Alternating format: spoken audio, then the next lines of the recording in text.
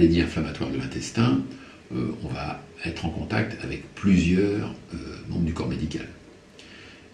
Tout d'abord, il y a le gastro-entérologue. C'est celui qui fait les examens endoscopiques et celui qui prescrit les principaux médicaments dans la maladie. C'est un peu le chef d'orchestre.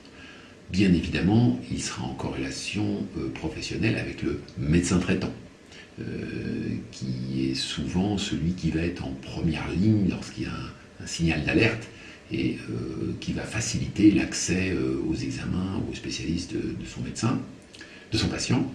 Vous avez ensuite le rhumatologue, car les atteintes articulaires sont aussi invalidantes et nécessitent un avis spécialisé, ce que n'a pas le gastro-entérologue. Et puis après, vous avez d'autres spécialistes dont le contact dépend du type de symptômes de maladie.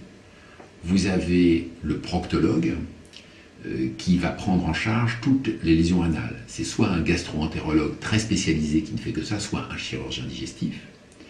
Comme autre spécialiste, il y a bien évidemment le chirurgien digestif spécialisé lorsqu'il y a une indication opératoire. Et d'ailleurs, tout ce monde-là participe souvent à des réunions de prise de décision qui sont, on appelle des staffs, des réunions de concertation sur de maladies inflammatoires.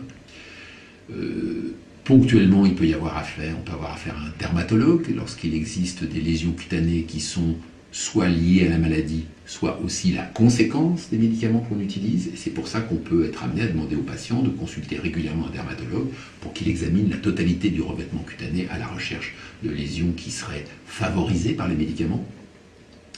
L'ophtalmologiste qui peut être nécessaire parce que s'il existe des lésions oculaires de la maladie. Et puis après, il y a quand même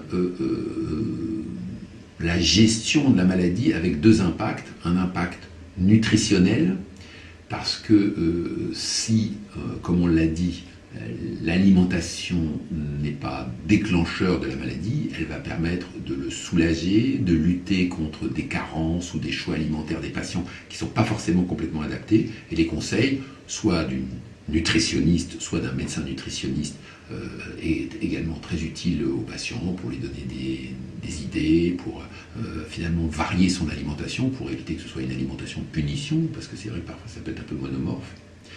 Et puis, c'est un poids qui est lourd à porter, que ce soit pour l'individu, mais même aussi parfois pour son entourage.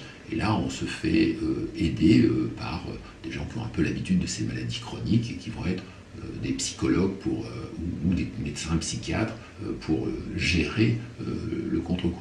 Après, chacun des autres spécialistes, qui sont ceux que l'on peut rencontrer dans la vie courante, peuvent intervenir. Ils sont souvent demandeurs un peu d'informations, que ce soit un gynécologue ou un cardiologue. Ça, c'est comme dans la vie de tous les jours.